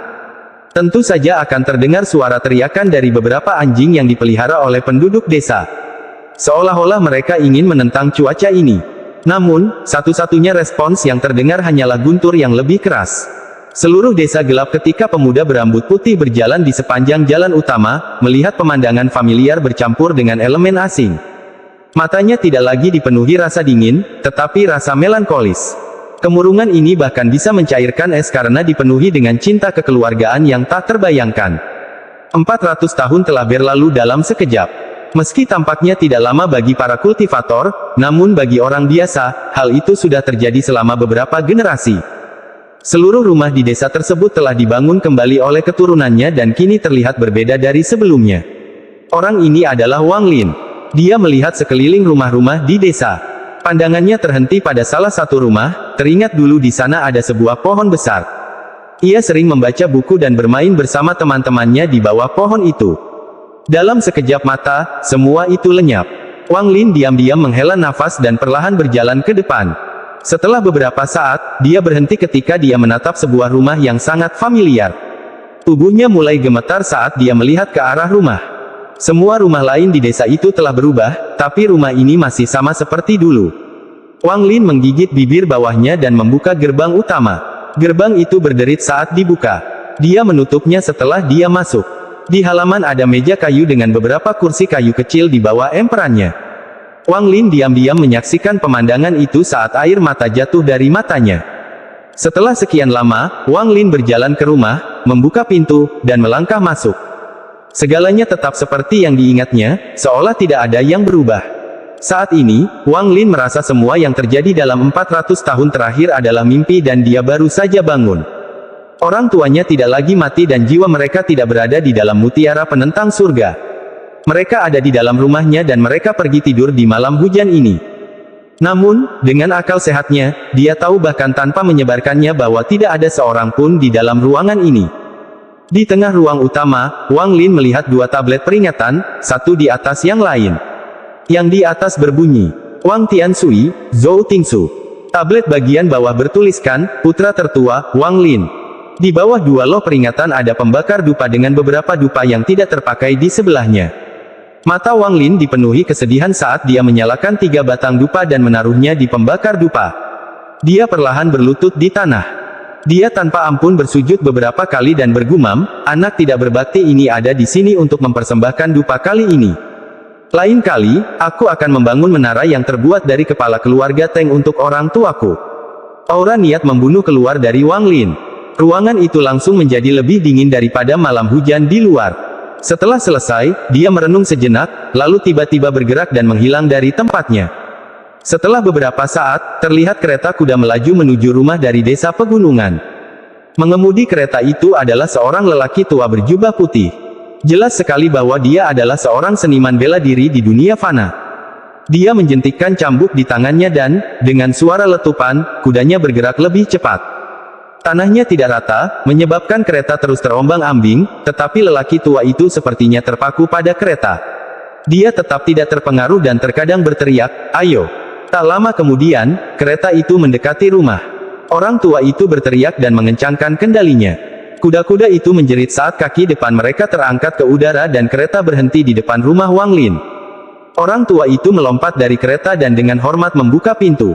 Saat pintu terbuka, seorang gadis melompat keluar dari kereta. Dia mengenakan kemeja hijau, rambutnya diikat di sanggul, dan dia terlihat sangat cantik. Setelah gadis itu turun dari kereta, tubuhnya menggigil. Jelas sekali, dinginnya cuaca telah mempengaruhi dirinya. Namun, dia tidak keberatan. Dia membuka payung dan berkata, dengan suara yang tajam, "Nyonya, kita sudah sampai." Sosok yang sangat cantik keluar dari gerbong dan berdiri di bawah payung. Wajah gadis ini pucat. Itu terlihat seperti kecantikan yang sakit-sakitan. Saat dia keluar, tubuhnya menggigil. Gadis pelayan itu dengan cepat memegang payung di satu tangannya dan mengambil mantel ungu besar dari kereta dengan tangannya yang lain. Dengan bantuan lelaki tua itu, mereka mengenakan mantel itu pada wanita muda itu. Pada saat yang sama, gadis pelayan itu berkata, dengan perasaan tidak puas, "Nyonya, mengapa kita harus datang ke sini malam ini di tengah hujan? Kita bisa saja datang besok saja. Bagaimana jika kamu masuk angin?" Bahkan mata lelaki tua itu menunjukkan tanda penyesalan dalam tatapan hangatnya. Wanita muda itu tersenyum. Sambil berjalan, dia berkata, kalian tidak mengetahui hal ini, tetapi sebelum kakek meninggal, dia berkata bahwa apapun yang terjadi, seorang keturunan harus datang ke sini untuk mengunjungi tempat ini pada hari ini. Itu adalah tradisi keluarga. Pelayan itu masih merasa tidak senang dan berkata, Nyonya, tempat ini sangat jauh dari ibu kota. Mengapa kita harus datang ke sini setiap hari? Mungkinkah ada sesuatu yang penting yang disembunyikan di sini? Saya mendengar dari pelayan lain bahwa tempat ini dulunya adalah salah satu lokasi cabang keluarga Wang. Wanita muda itu menghentikan lelaki tua itu membuka gerbang dan mengangkat tangannya yang seperti batu giok untuk mendorongnya hingga terbuka. Dia tersenyum pada gadis pelayan itu dan berkata, ini pertama kalinya kamu ikut denganku, jadi kamu tidak tahu. Jika kita punya waktu, aku akan memberitahumu. Setelah memasuki halaman, mereka bertiga tidak ragu-ragu dan langsung masuk ke dalam rumah. Gadis pelayan menutup payungnya, mengibaskan air, lalu dengan rasa ingin tahu melihat sekeliling ruangan. Adapun lelaki tua itu, dia diam-diam berdiri di ambang pintu. Wanita muda itu menarik napas dalam-dalam. Saat gadis pelayan hendak berjalan, wanita muda itu berhenti dan berkata, tunggu bersama kakek Li di sini. Aku akan masuk sendiri. Pelayan itu cemberut, tapi dengan patuh mengangguk. Wanita muda itu tersenyum, terbatuk beberapa kali, lalu berjalan perlahan menuju aula utama. Setelah memasuki aula utama, wanita muda itu melihat kedua tablet itu. Dia meletakkan beberapa tempat tidur di depan tablet dan berlutut di tanah. Setelah bersujud beberapa kali, dia hendak mengeluarkan beberapa batang dupa, namun matanya tiba-tiba tertuju pada 3 batang dupa yang hampir terbakar. Saat dia hendak menangis, dia merasakan hembusan udara dingin di dalam ruangan. Dia membeku dan dahinya dipenuhi keringat dingin. Dia merasa jika dia bergerak, dia akan terbunuh seketika. Dia melihat seorang pria muda dengan kepala penuh rambut putih perlahan masuk ke dalam ruangan. Wang Lin memandang wanita muda itu dan dengan lembut bertanya, kamu keturunan siapa? Wajah wanita muda itu dipenuhi ketakutan. Dia terus-menerus gemetar saat udara dingin menembus tubuhnya. Bahkan suaranya bergetar ketika dia bertanya, siapa kamu? Dan mengapa kamu berada di rumah leluhur keluarga Wang?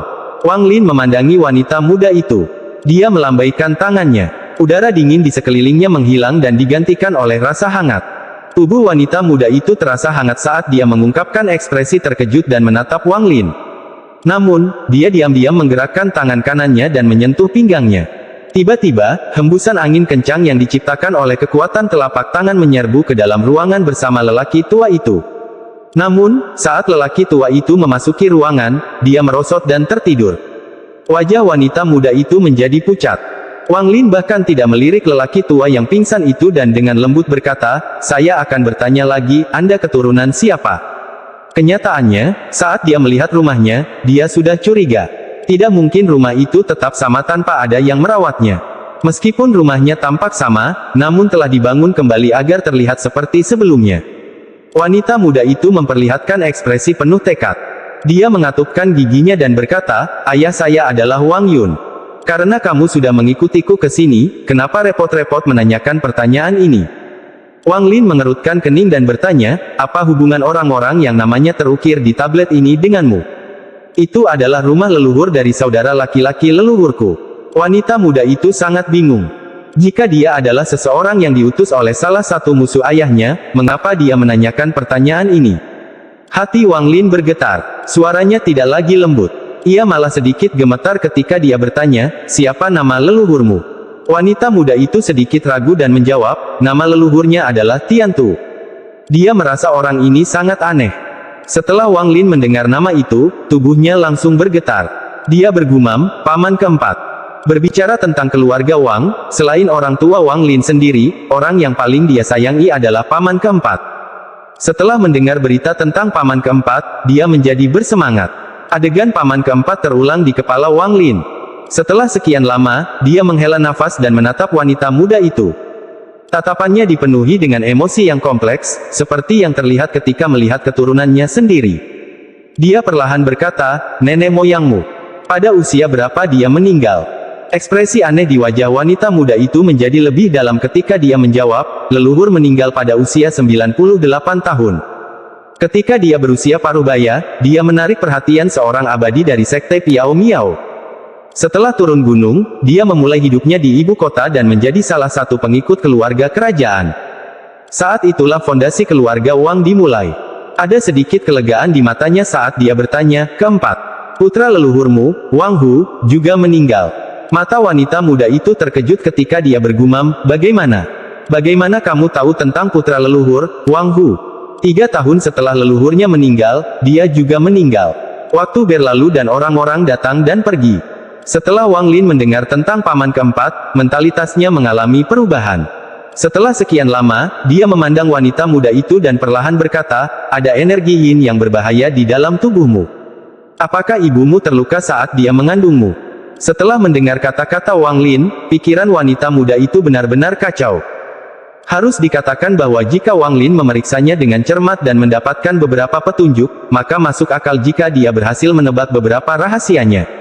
Namun, sangat sedikit orang yang mengetahui tentang energi yin dalam tubuhnya dan kebanyakan hanya mengira bahwa dia dilahirkan dengan tubuh yang lemah. Wanita muda itu memandang Wang Lin. Dia bertanya, dengan suara gemetar, "Kamu? Siapa kamu sebenarnya?" Wanita muda itu sudah membuang gagasan bahwa dia adalah seorang pembunuh yang dikirim oleh musuh ayahnya. Jika ya, mengapa dia tahu banyak hal? Wang Lin melambaikan tangan kanannya dan awan kabut hijau mulai berkumpul di dahi wanita muda itu. Warna awan menjadi semakin dalam hingga Wang Lin akhirnya melambaikan tangannya dan gasnya menghilang tanpa bekas. Wanita muda itu tiba-tiba merasakan tubuhnya menghangat. Rasa dingin yang mengganggunya selama 20 tahun lebih menghilang hanya dengan lambaian tangannya. Ini tiba-tiba mengingatkannya pada tipe orang dalam mitos. Wanita muda itu menggigit bibir bawahnya dan bertanya, Kamu abadi." Wang Lin terkekeh, "Abadi? Semacam itu." Melihat paman keempat memiliki keturunan dan mereka baik-baik saja di ibu kota, Wang Lin merasa lega. Wang Lin merenung sedikit. Dia memandang wanita muda itu dan berkata, "Omong-omong, saya juga dianggap sebagai leluhur Anda. Saya membuat perjanjian dengan paman keempat bahwa jika saya berhasil menjadi abadi, saya akan melindungi keluarganya sebagai imbalan atas pemberiannya kepada saya kesempatan untuk menjadi abadi." Dengan itu, dia menamparkan tasnya dan mengeluarkan botol pil dan melanjutkan, "Ada 72 pil di sini. Setiap keturunan boleh meminum 1 pil. Mereka tidak boleh serakah, tetapi Anda diperbolehkan mengambil 3. Setelah memberikan botol itu kepada wanita muda itu, dia merenung sejenak dan mengarahkan jarinya di antara alisnya. Setelah mengeluarkan setetes darah, dia menamparkan tasnya dan mengeluarkan sepotong batu giok. Dia meninggalkan sepotong alam jinnya di dalam batu giok, lalu menoleh ke wanita muda itu. Ekspresinya serius dan dingin ketika dia berkata, "Saya telah meninggalkan sebagian kecil indera ilahi saya di dalam batu giok ini. Tidak ada kultivator di Zhao yang mampu bertahan lebih dari sesaat di bawah kekuatannya. Namun giok ini hanya bisa digunakan 3 kali. Untuk saat ini, kamu simpan saja. Hanya keturunan keluarga Wang yang bisa menggunakannya. Hati-hati dan gunakan dengan bijak." Setelah melemparkan batu giok ke arah wanita muda itu, Wang Lin melambaikan lengan bajunya dan menghilang dari kamar. Wanita muda itu menatap pil dan batu giok di tangannya dengan tercengang, masih merasa seperti sedang bermimpi. Orang tua yang jatuh ke tanah perlahan terbangun. Matanya tiba-tiba berbinar ketika dia bangun, berjalan di samping wanita muda itu, dan bertanya, "Nona, apa yang sebenarnya terjadi?" Pada titik ini, gadis pelayan juga masuk.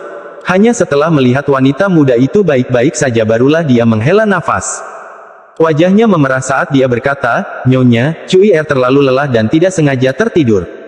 Saat lelaki tua itu mendengar kata-kata itu, wajahnya menjadi jelek. Dia ingat dengan jelas bahwa wanita muda itu telah mengiriminya sinyal, tetapi saat dia memasuki ruangan, dia kehilangan kendali dan tertidur. "Tidak apa-apa, jangan terlalu memikirkan semua ini. Mari kita kembali ke ibu kota." Wanita muda itu menarik napas dalam-dalam dan berdiri. Kulit yang sakit-sakitan telah hilang dari wajahnya dan digantikan dengan sinar merah yang sehat. Orang tua itu adalah orang pertama yang menyadari kelainan itu. Dia berkata, dengan suara terkejut, "Nyonya, Anda." Pada saat itu, gadis pelayan juga menyadari perbedaannya dan mengungkapkan ekspresi tidak percaya. Wanita muda itu tersenyum. Dia tidak menjelaskan. Dia berbalik dan melihat kedua tablet di ruangan itu, terutama yang bertuliskan Wang Lin. Kemudian, dia berbalik dan meninggalkan ruangan. Dengan kepintarannya, dia sudah mempunyai gambaran tentang apa yang terjadi, tapi untuk memastikan spekulasinya, dia harus memeriksa silsilah keluarga di ibu kota. Dia percaya kali ini, ayah akan meluangkan waktu dari jadwal sibuknya untuk memeriksa silsilah keluarga bersamanya. Setelah meninggalkan desa, kehangatan di wajah Wang Lin menghilang saat dia menjadi lebih serius. Seluruh tubuhnya memancarkan aura pembunuh yang kuat. Dia dengan cepat terbang ke satu arah. Hatinya bertekad untuk menyelesaikan balas dendamnya. Jika dia langsung membunuh Teng Huayuan, maka semua keturunannya akan berpencar, mencegah Wang Lin mencapai mimpinya untuk memusnahkan keluarga Teng. Yang terpenting, jika dia membunuh Teng Huayuan begitu saja, itu tidak akan meredakan amarah di hatinya. Dia ingin Teng Huayuan menyaksikan saat dia membunuh semua keturunannya, menderita kesakitan karena keluargamu terbunuh. Baru setelah itu Wang Lin akhirnya membunuh Teng Huayuan. Dia menyebarkan akal ilahi dan dengan mudah menutupi seluruh negara Zhao. Dia dengan mudah menemukan kota keluarga Teng tempat Teng Huayuan berada dan terbang ke arahnya seperti kilat. Wang Lin berhenti 10.000 km jauhnya dari kota keluarga Teng. Dia menancapkan bendera formasi ke tanah dan dengan lambaian tangannya, bendera itu menghilang. Kemudian, Wang Lin terbang mengelilingi kota keluarga Teng dan memasang 16 bendera formasi. Dia menatap kota keluarga Teng dengan mata penuh haus darah, tersenyum kejam, dan berbisik, mulai hari ini, seseorang bisa memasuki kota keluarga Teng, tapi mereka tidak bisa keluar. Teng Huayuan, balas dendamku baru saja dimulai. Matanya dingin saat dia dengan cepat membentuk segel dengan tangannya. Dia melayang ke udara. Saat dia mengaum, dia dengan cepat mencapai titik-titik tekanan di tubuhnya sendiri. Segera, gas hijau keluar dari tubuhnya dan menyelimuti dirinya. Di belakangnya, sosok yang tampak seperti dewa iblis kuno muncul. Wang Lin berlutut di tanah. Dia menusuk jari kanannya dan setetes darah muncul. Dia berteriak, jiwa Teng Li, muncul. Tiba-tiba, dewa iblis ilusi membuka mulutnya dan menelan setetes darah. Kemudian, ia mengeluarkan lampu hijau yang lemah. Lampu hijau perlahan turun. Wang Lin menangkap lampu hijau dan dewa iblis ilusi perlahan menghilang. Ini adalah teknik kecil yang dia pelajari dari ingatan yang dia warisi dari dewa kuno. Teknik ini memungkinkan dia memulihkan jiwa siapapun yang telah dia bunuh. Namun, jiwa itu hanya bertahan setengah jam. Jiwa yang kembali tidak memiliki ingatan apapun, hanya beberapa naluri dasar. Bagi dewa kuno, itu adalah teknik tidak berguna yang hanya bisa digunakan untuk meningkatkan kekuatan harta magis untuk sementara. Tapi saat Wang Lin menemukan teknik ini, dia membuat serangkaian rencana balas dendam. Memegang jiwa Teng Li, Wang Lin menelannya tanpa berpikir dua kali dan menutupi seluruh negara Zhao dalam kesadaran ilahi lagi. Perlahan, titik terang satu demi satu muncul dalam kesadaran ilahi Wang Lin dengan bantuan jiwa Teng Li. Masing-masing titik terang itu melambangkan seseorang yang memiliki darah keluarga Teng di tubuhnya. Orang-orang ini, tidak peduli apakah mereka berasal dari cabang utama, cabang pembantu, atau keturunan perempuan keluarga Teng yang menikah, mereka semua muncul dalam pengertian ketuhanan Wang Lin. Dapat dikatakan bahwa selama mereka memiliki darah keluarga Teng, Wang Lin telah menemukan mereka. Memusnahkan sebuah keluarga bukanlah sesuatu yang mudah membunuh semua anggota keluarga Teng. Wang Lin harus membunuh siapapun yang memiliki darah keluarga Teng untuk memusnahkan semua keturunan keluarga Teng. Itulah arti sebenarnya dari melenyapkan sebuah keluarga. Perlahan-lahan, semakin banyak titik terang muncul dalam kesadaran Wang Lin dan senyumannya menjadi semakin kejam. Selama bertahun-tahun, jumlah keturunan keluarga Teng telah mencapai tingkat yang tak terbayangkan dan setiap tanda jiwa mereka dihafal oleh Wang Lin. Setengah jam berlalu dalam sekejap dan jiwa Teng Li yang dilahap oleh Wang Lin menghilang. Tangan kanan Wang Lin menamparkan tas pegangannya dan binatang nyamuk itu tiba-tiba muncul. Dia berdiri di atas binatang nyamuk itu dan terbang menuju sekte terdekat. Total ada 7 anggota keluarga Teng di sana. Teng Xuan adalah salah satu murid generasi ke-6 dari keluarga Teng. Dia telah mencapai tahap awal formasi inti. Salah satu alasan dia sampai sejauh ini adalah karena dia berasal dari keluarga Teng. Alasan lainnya adalah dia memasuki sekte tersebut sebagai murid dari salah satu leluhur jiwa baru lahir dari sekte Tiandao.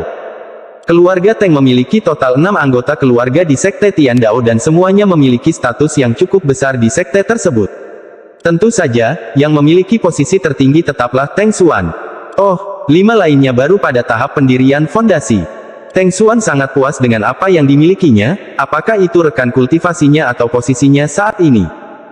Tentu saja, semua ini tidak ada apa-apanya dibandingkan dengan anggota inti keluarga Teng, tapi dia tahu keterbatasannya sendiri dan mereka bukanlah orang-orang yang bisa dia tandingi. Bahkan di antara anggota keluarga Teng yang tak terhitung jumlahnya, berapa banyak yang benar-benar bisa bersaing dengan para jenius itu. Teng Xuan hanya ingin mencapai tahap akhir formasi inti sebelum dia meninggal. Hari ini, adik perempuannya, Teng Yu, akan mengunjunginya. Ketika dia memikirkan adik perempuannya, bagian bawahnya memanas. Dia dan adik perempuannya punya rahasia besar. Mereka tidur bersama ketika masih muda dan terus melakukannya secara rahasia. Teng Xuan tahu bahwa adik perempuannya sangat cabul. Saat mereka tumbuh dewasa, banyak anggota keluarga Teng lainnya yang menyukainya dan bahkan beberapa anggota keluarga dari generasi sebelumnya pernah berselingkuh dengannya. Tapi dia tidak peduli. Setiap kali dia memikirkan teknik kamar tidur yang dipelajari adik perempuannya di Sekte Hehuan, dia tidak bisa menunggu. Dia segera tiba di loteng di gunung belakang dengan pikiran panas di kepalanya.